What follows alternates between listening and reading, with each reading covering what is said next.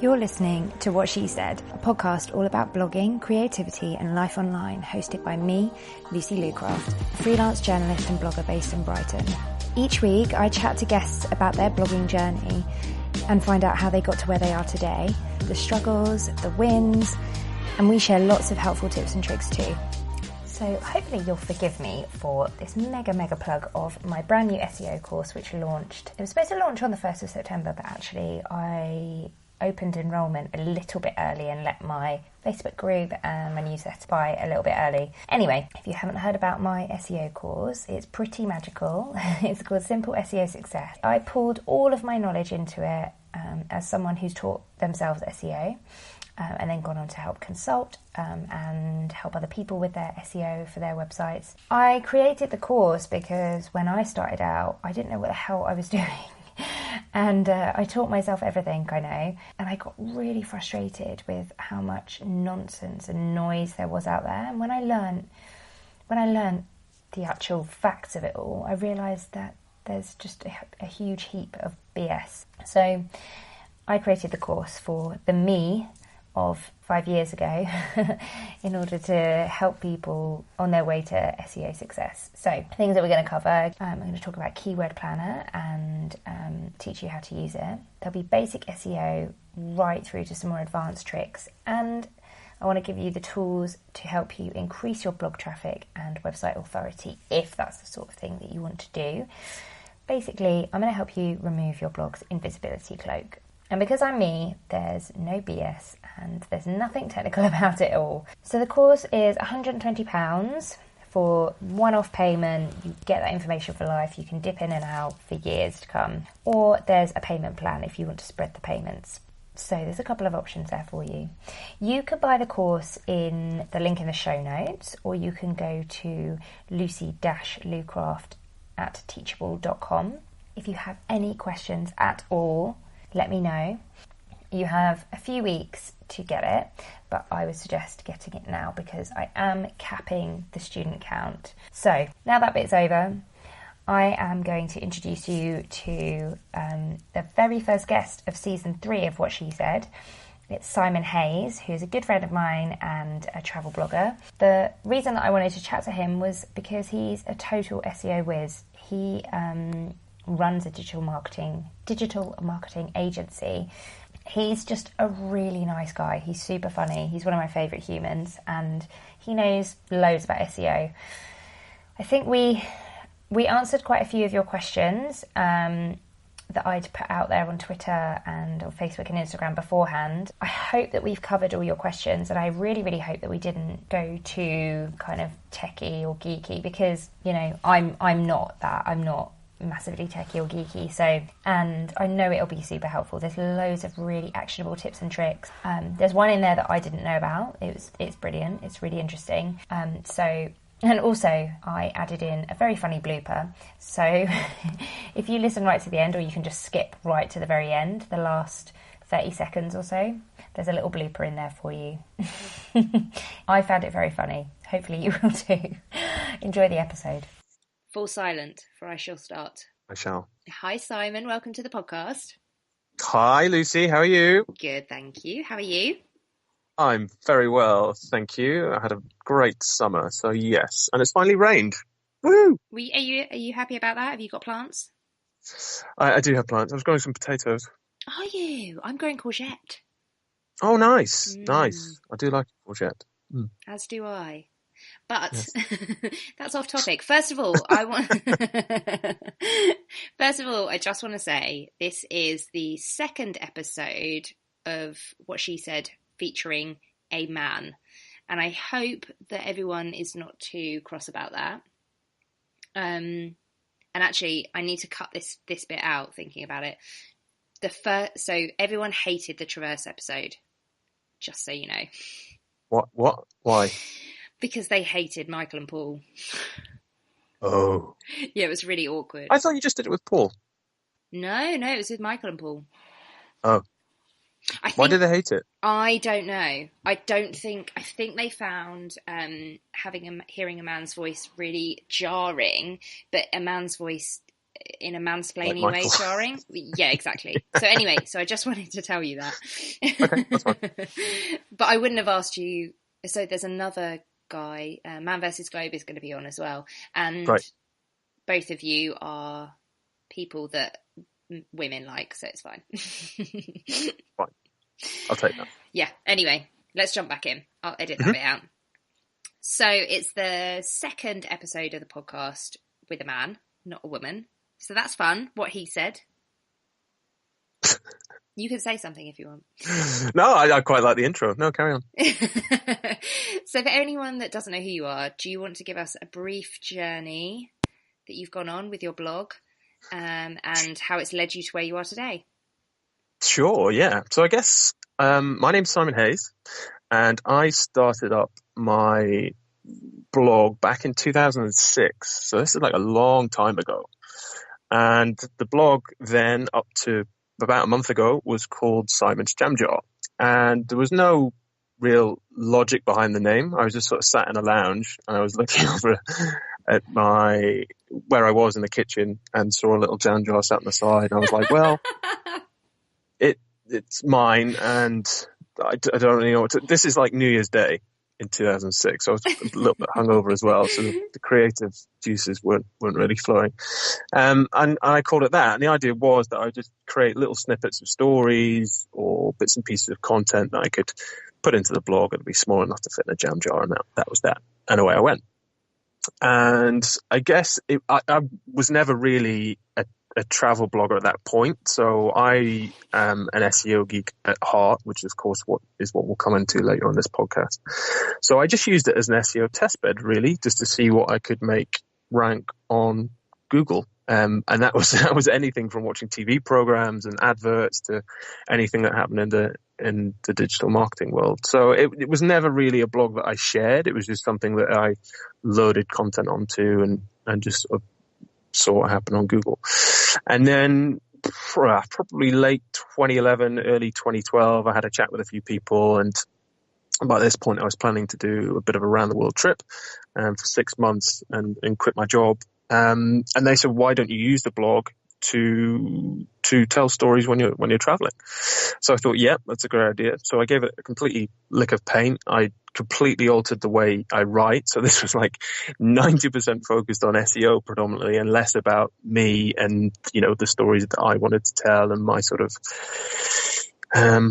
just approach to writing, I suppose. So I completely flipped it around. And when I went traveling, I used it as the platform to share content and stories with family and friends. So that was Simon's Jam Jar. And then when I came back from traveling, mid 2013, I miss traveling so much. And so for any travel bloggers out there, they'll know exactly what I mean by that. Mm-hmm. And I fell into the travel blogging world in London. And it was actually nice to just sort of bounce around stories about travel, what they're doing with the blog. And it really gave me a resurgence of what I should do in terms of where I should take it and the stories I should tell and so forth.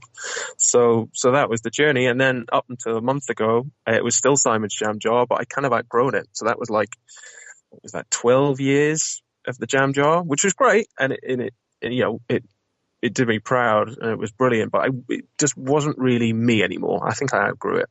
So my new blog is called Adventure Bagging, which is all to do with adventures, new experiences, hiking, camping, just new skills, everything under that umbrella, essentially. And the bagging part is a little nod to my northern roots. So I'm from Lancashire originally, although I definitely don't sound it.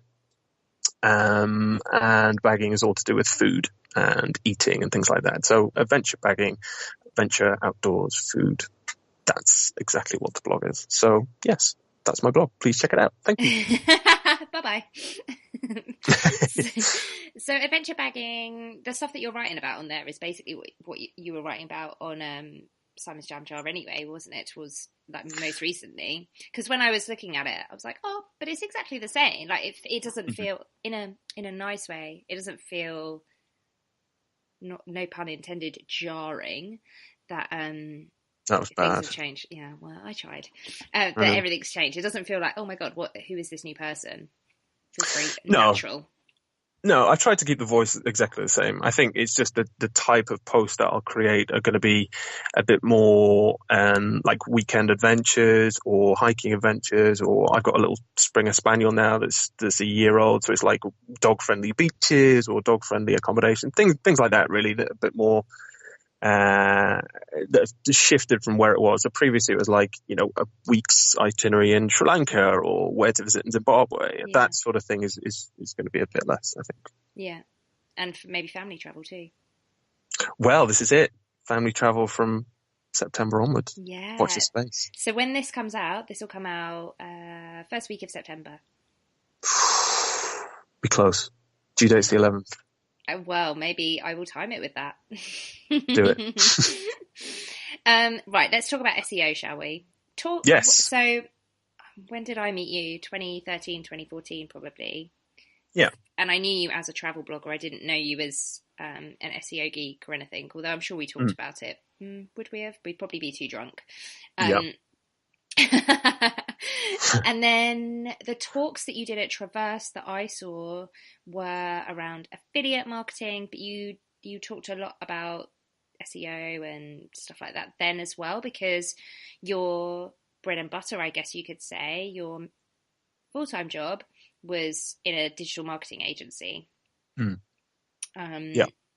Can you talk to us a bit about that? About your credentials to talk on such a topic? Yeah. So I entered the digital marketing world 2 years before I started my blog. So now, bearing in mind, I'm 36 now. I'm a bit older than probably your average audience. So No, not at all.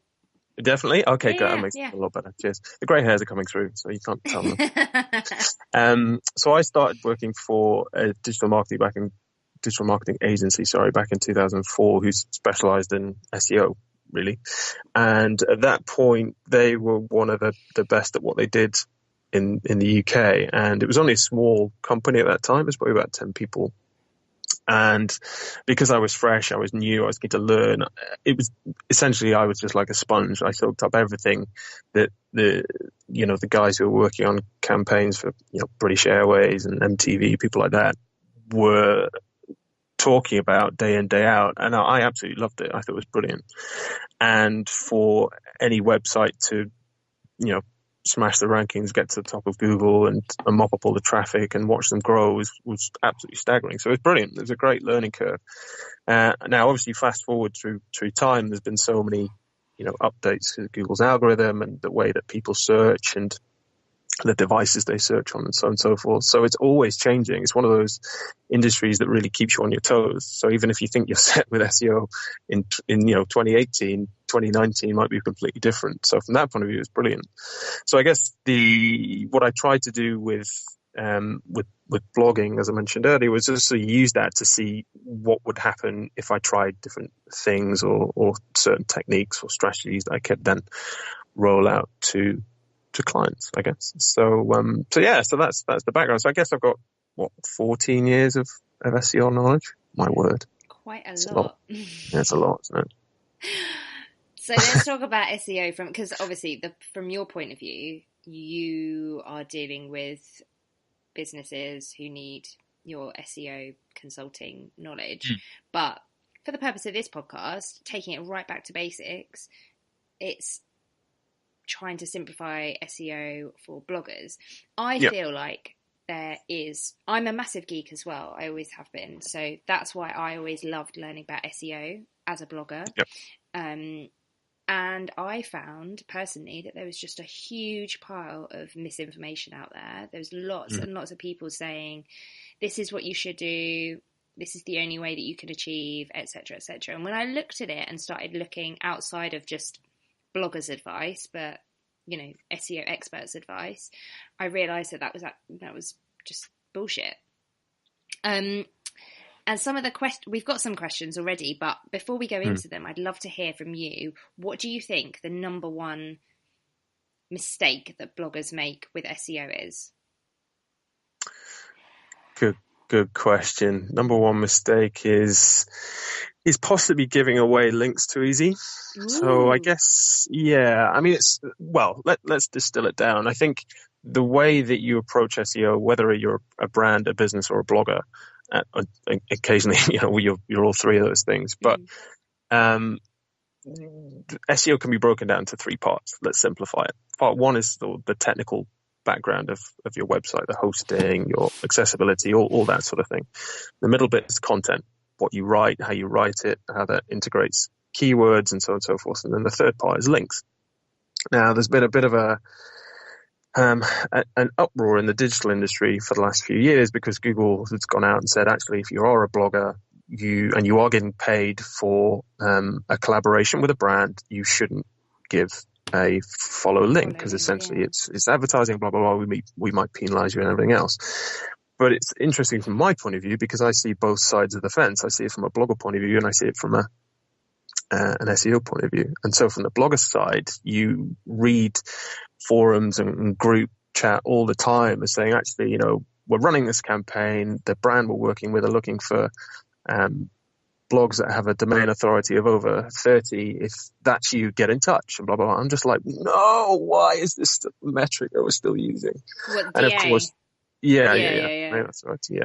And I just don't think you should base a collaboration on your domain authority of your blog. That's not the aim, because the aim for the brand behind them is simply to get good links, and bloggers then give it away, and then that then affects the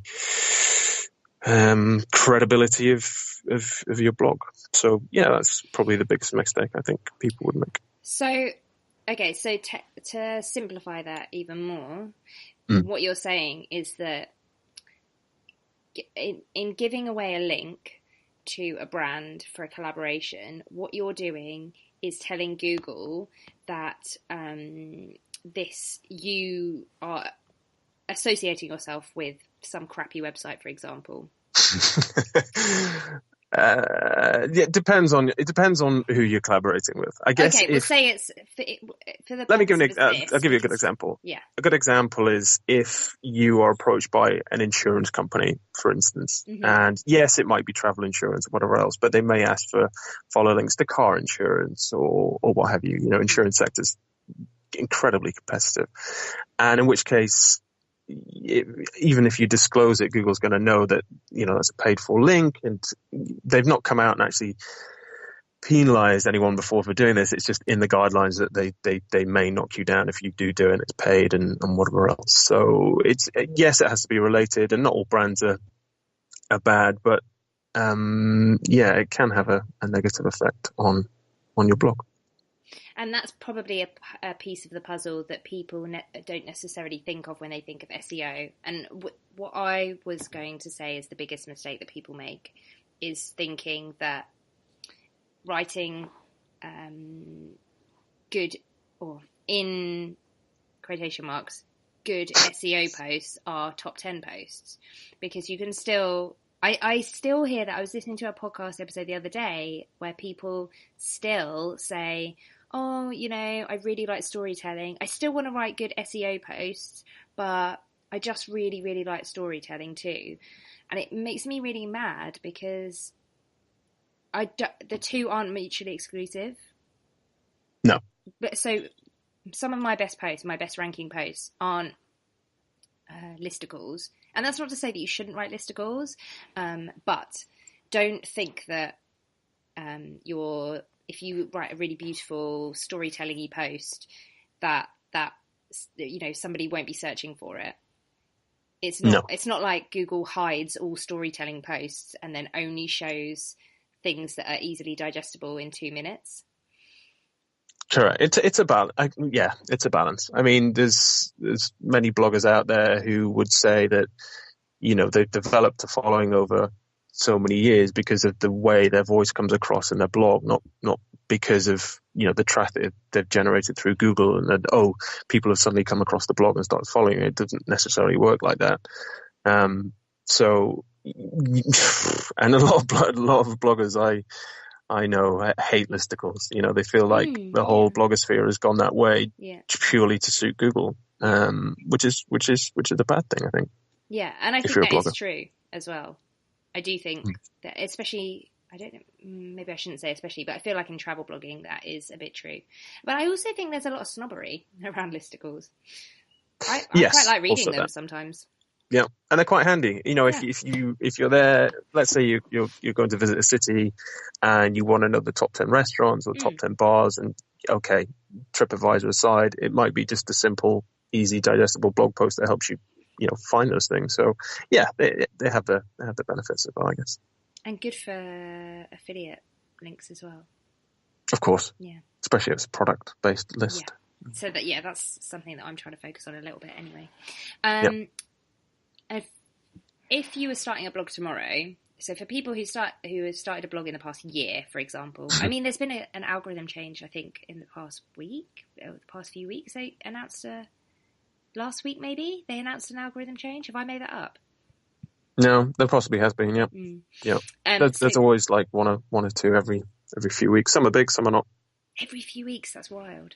That is wild. Anyhow, so for somebody starting out right now, what are the best things to put in place to make sure that your blog has kind of cornerstone SEO, beautiful stuff that Google will love? Make it quick, as in make the pages quick to load. So the biggest issue we've seen with blogs, especially travel blogs, is they're obviously very image heavy, and a lot of that means that the page is heavily bloated and doesn't load as quickly as it should do. Now there's loads of, if you're starting out and you use Blogger, then there's ways and means that they sort of, if you load an image that's say 3,000 pixels by 1,500 pixels straight from your camera, Blogger actually distills it down and crops it into various different sizes depending on what the template of your blog looks like. So that's a simple way of doing it for that. Yeah, and there's several different plugins on WordPress for you to compress them down, so that works.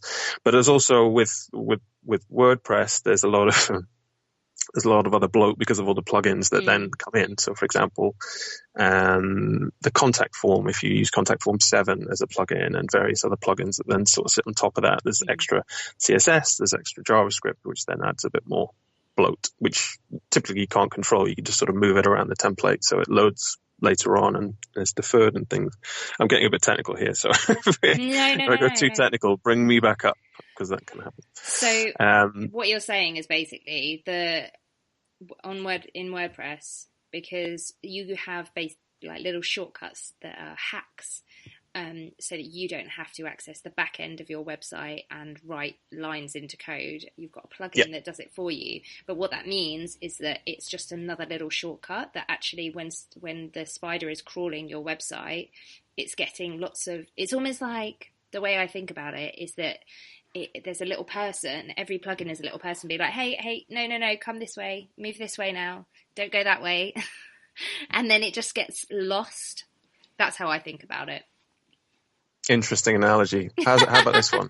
So let's say you're a little spidery robot and you've got to climb a ladder to get to all the content that you need, and all the plugins just put another rung in the ladder. That's a better analogy. Is it? Like no, I prefer mine actually. But they're both kind of saying the same thing, aren't they? They are, yeah. So yeah, just be careful. So there's a couple of tools actually that I use pretty much every day. There's Google Page Speed Insights, which you can have a look at. So basically Google that, you can throw in a particular URL from your blog and it will spit out the improvements you can make to help the blog faster, and a few other hints and tips as well. Just a note of caution on this. It's really, really helpful, but when it gives you the helpful hints and tips, they are in Google language, so some of them aren't very they won't literally come back and be like, hey you, so that you just need to resize this image. It'll be like AMP this, and just use it with caution. But it will tell you if your site is really, really slow, and it will tell you to just get off the internet, or not. Tell you to get off the internet. Gosh. I think my site was really, really slow, and I had a lot of red flags, which was quite scary, but it's fine. The other thing that I think people will really want to know about, and you touched on it a little bit earlier, and I'm glad that you said that it's pointless, is domain authority. Well, not pointless, but it's a really silly metric to focus on.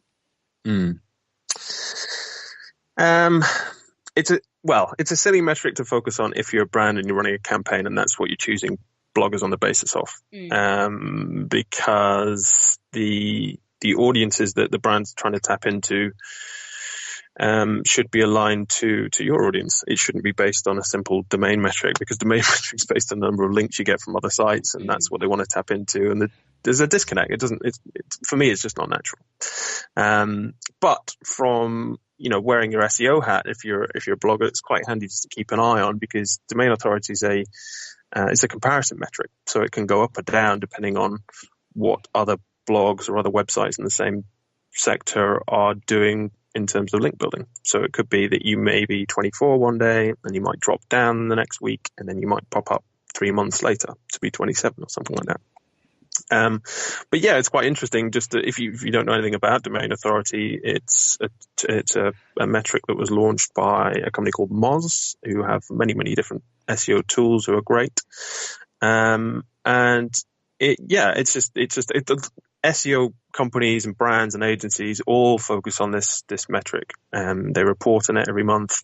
They focus on improving it for brands. So, from an SEO brand and business side of things, it's very, very important. But from a blogger side, I think it's less important. Yeah, I would agree. I think people just get a bit hung up on it. And I remember when I was working more on the agency side, people requesting that they want 5 bloggers or whatever, and they have to have a minimum DA of 50. I mean, yeah, you could have somebody who's, I don't know, someone with really crappy content that has a domain authority of 50. So yeah, but at the same time, we then got to look at it from a blogger point of view. And if you are a full-time blogger and you're looking at different revenue streams, and a brand comes along and they say, look, we're going to pay you £100 for a follow link, there's minimal work involved, and why wouldn't the blogger say yes if it doesn't really, if they don't think it's going to have as much of a negative effect on the blog as they think it would do. So it's both sides. You can see it from both sides. That was very balanced and fair. I try to be. Right, let's get on to some of these questions. So yes, I really, really definitely want to talk about Vicky's question, but first, so Louisa, who is online personal stylist, she has asked, how can we up our SEO game in competitive industries such as fashion, where there is a lot of competition for the same keywords? This is a good question. It's a great question. And in fact, it's a question I've been asked every year of my digital marketing career, I think. And I think a good way of punching above your weight with the big boys is to find a little niche within the sector you're going after. So as an example, we used to work with a jewelry company, and the jewelry company said, look, we want to be the best for wedding rings, engagement rings, and so on and so forth. And we were like, look, that's simply not going to happen overnight, because A, you're new, you're a startup. The authority that your domain has is nothing compared to the likes of, H. Samuel and Ernest Jones and those guys. And they were like, okay, what can we do? I said, well, let's find a niche. And bizarrely enough, what they went after was festival and sort of fashion and that kind of sector for jewelry, which wasn't big at the time, but actually it got bigger and bigger. And they carved out a niche for themselves in that area, became known for that, and then got a hell of a lot of credibility from Google's point of view, got credibility in terms of links from other sites, and they gradually built up, and then launched out into things like wedding rings, engagement rings, and actually perform really, really well against them still, and are doing well as a business. So I think the key thing is just to look for a particular niche within the sector, whether it's fashion, maybe go after a type of hat or a type of top or type of dress, type of shoe, etc. Absolutely nail it, and then go out from there and see if that works for you. That's really good advice, and also it probably is a lot less scary to think about. Just pick one niche and just get your authority and basically earn Google's trust, and then you can carry on writing about everything else within your within fashion, if that's what it is. Actually, Louisa, I know that she's got quite she is quite niche anyway, so that will probably be very comforting for her. Good luck.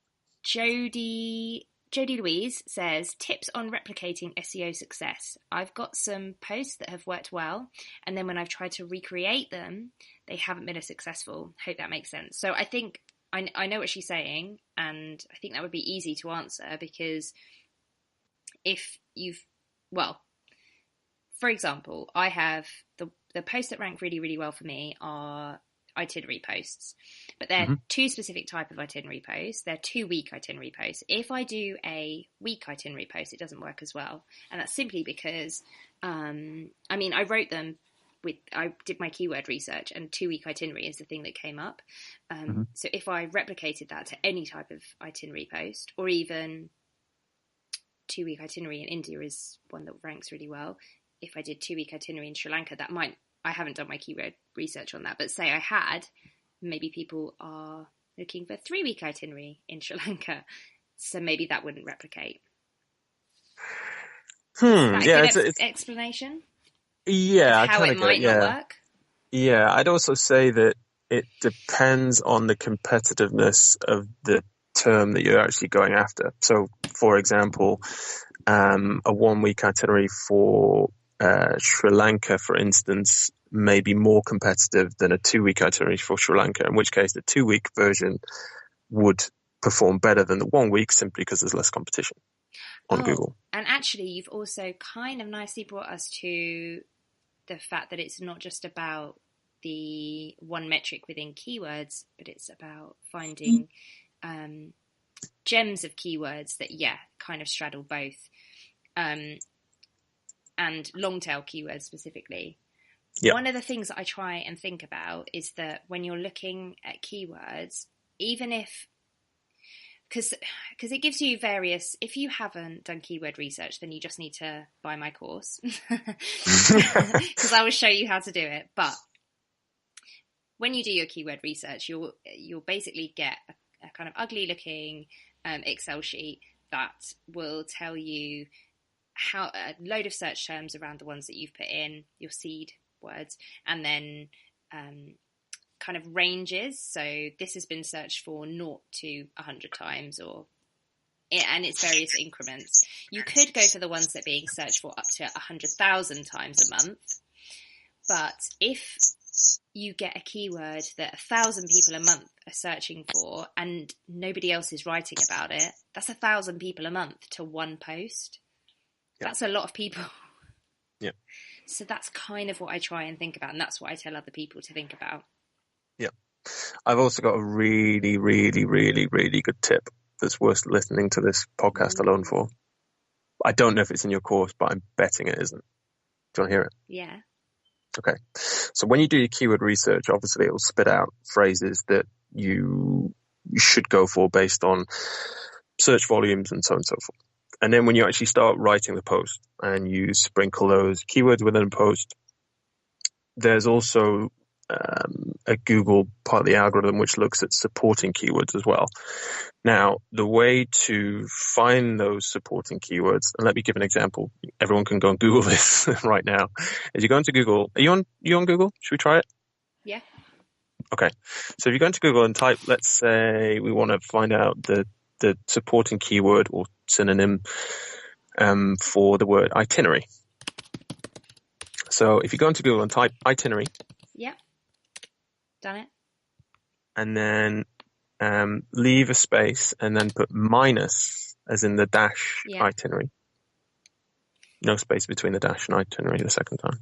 What that'll bring up in the search results is a load of different words which are in bold and so on and so forth, which are synonyms of the word itinerary. So you probably will see things like itineraries.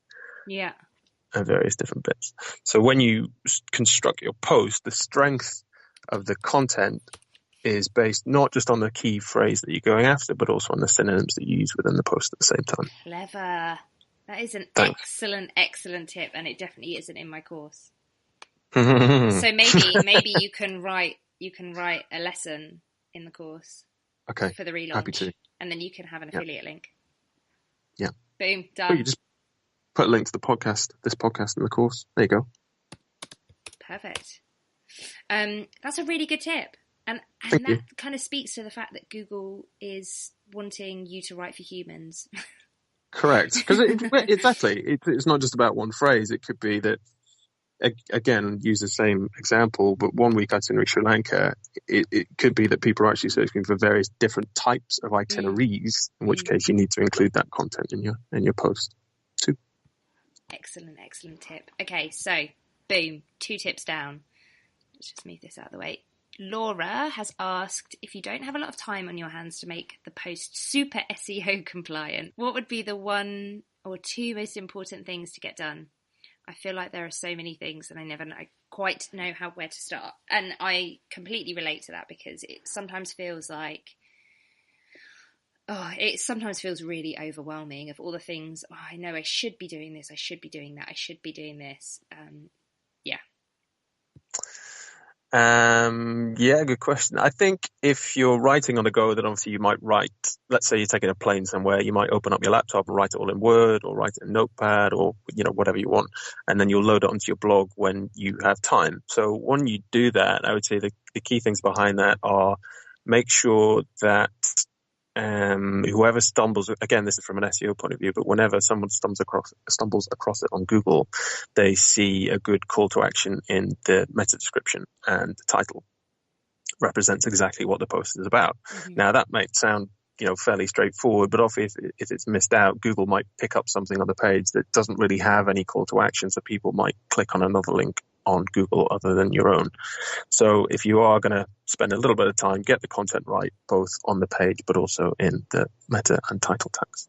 So let's just break that down. So the meta description is when you literally type something into Google and your post comes up first, say, or whatever, the meta description is going to be what the kind of description of what the post is just underneath.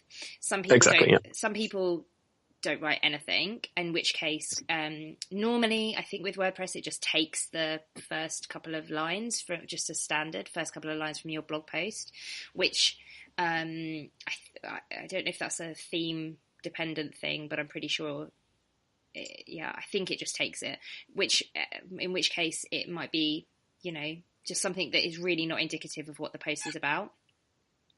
So when you're saying make sure that it's basically jazz it up so that people want to click on it.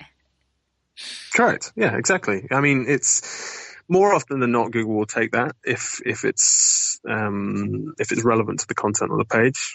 Often, even if you have a meta description, they might take another bit of content from the post if the query is not quite aligned with the meta description. That's not your issue. It's just what Google does. Mm-hmm.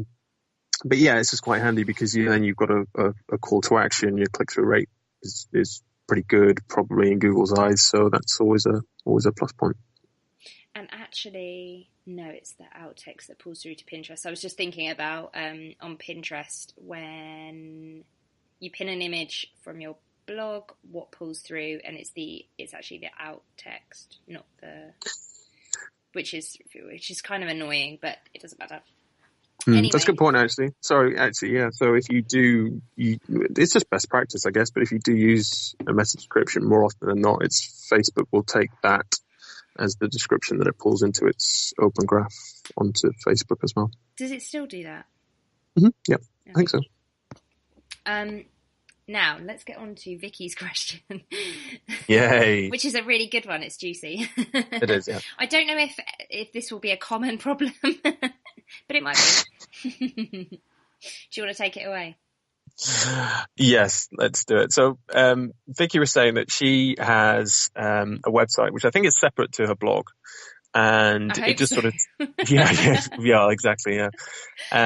Separate to her blog, just sort of ticks over, and it makes a little bit of revenue, but not too much. So she sort of took her eye off the ball, and she found out that the hosting company had actually taken it offline. I think it was for 3 months, I think she said. And she noticed it because the revenue stopped coming in from, I assume it just must be affiliate links or whatever that she's using on there. And she was like, oh, my rankings have gone for it, and the revenue stopped coming in, the traffic stopped coming in. Is this a bad thing, or will my traffic and revenue return? I think that was it, wasn't it? Yeah, it was. And her ranking. She was wondering about her rankings. Well. Yeah. So I guess from in the short term, if your site or blog goes offline for, let's say, 24 hours and it's back online, Google appreciates that's some sort of blip. It might not necessarily be your fault. I've got to be careful what I say here because you might tell me off. But if it's a little blip, then more often than not, in the short term, it won't impact you at all. But the aim of Google is, of course, to present the most relevant results to its audience. So if someone's typing something, they don't want to serve a result from a site that doesn't exist because people will just bounce back and it's a bad user experience. So it will have a detrimental effect on your traffic rankings, and that's probably why they just threw you out of the index for a little while, or it seemed they did. So the key thing is to get it back online as quickly as possible. And what I recommended to Vicky was to keep an eye on Webmaster Tools because it shows you things like server connections, DNS, make sure everything is, from a technical point of view, is correct and working okay. And then from there, hopefully you'll be able to see Google sort of re-indexing everything and impressions and clicks going back up over a period of time.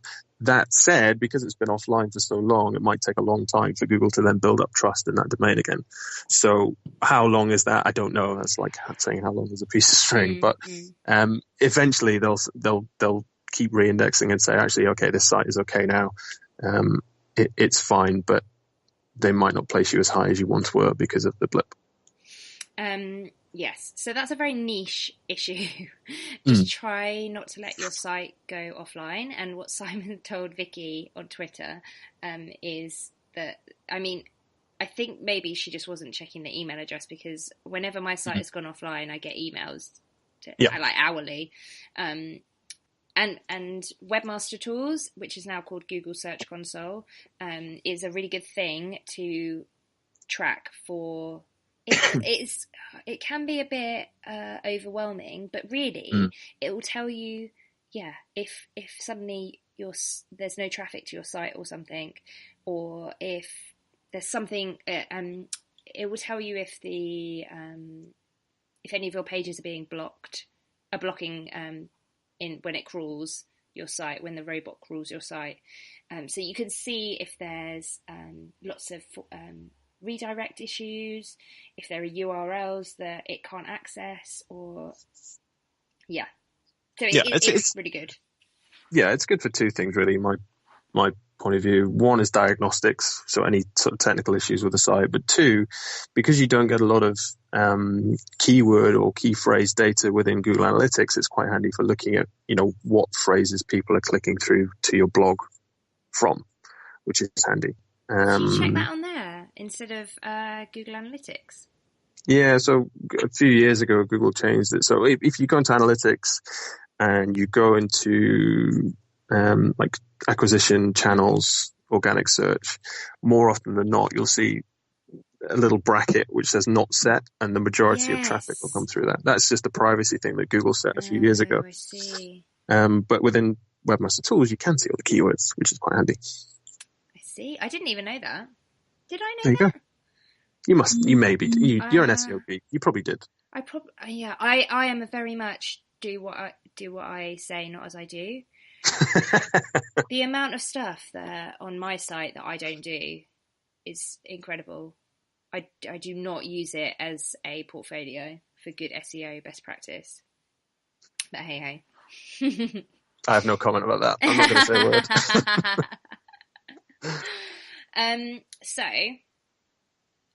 just to wrap things up, is there any other tips any burning SEO tips that you really want to get off your chest or things that you see bloggers doing that really irritate you, or you don't have to name names, or you can use me as an example. Is this SEO related? No. Okay. No. I would say consider the way people search is not necessarily all about the main rankings you get in terms of the main search results. For example, a URL from your blog. It may be the case that people are doing a lot of image searching. So, for example, make sure your images are optimized, and that's simply a case of, we've all been there, in that you're planning on doing a blog post. Let's say you've just had a 48-hour trip to Bruges, which I have actually, which I need to write a blog post for next. And you have about 20, 30 images or something like that. It's very tempting. You just pull them off the camera and load them straight into your blog without changing the file name or without reducing the size of them, because it's time consuming. It is time consuming. But it pays dividends. So I've renamed the file name of each of the images to whatever the image is and wherever the location is. Make sure that there is an alt attribute with the image. I don't know if I've gone too techie here, but essentially an alt attribute is just there for accessibility purposes. So for example, if the images don't work on your site, all of a sudden what will show up is a little bit of text which shows what the image is. And that is also quite handy for SEO purposes too. So alt attribute, the title of the file name, and make sure it's not too big. Exactly. Correct. So I know not everyone will be able to do this, but in Lightroom, I find it so much easier to do this because the set that you export will all have a file name, and you can you don't have to rename everything individually. You can rename it each one. It does it for you basically with 1, 2, 3, 4, 5, 6, 7, 8, 9, 10 on at the end. So then you get like a nice, neat file name that isn't img dash blah blah blah blah meaningless. Yeah. So that's quite a good tip. So perfect. Thank you so much for being a part of the podcast. Where can everybody find you online? Thank you for having me here. Well, they can find me on my blog, which is adventurebagging.co.uk. You can find me on Instagram and Twitter as @Mr. Hayes, Mr. Hayes, and on Facebook too, by the same name, Adventure Bagging. And you can find me @Lucy Lucraft everywhere, but I mostly hang out on Instagram. You can find old episodes of What She Said over at lucylucraft.com, where you'll also find me chatting about all things blogging, vegan travel, and zero waste living too. Lastly, I know everybody asks this and it's a total pain in the arse, but please think about leaving the show a review. It makes a huge difference in getting the show out to new listeners. And for each review you leave, I donate £2 to charity. So that's £1 for you and £1 from me.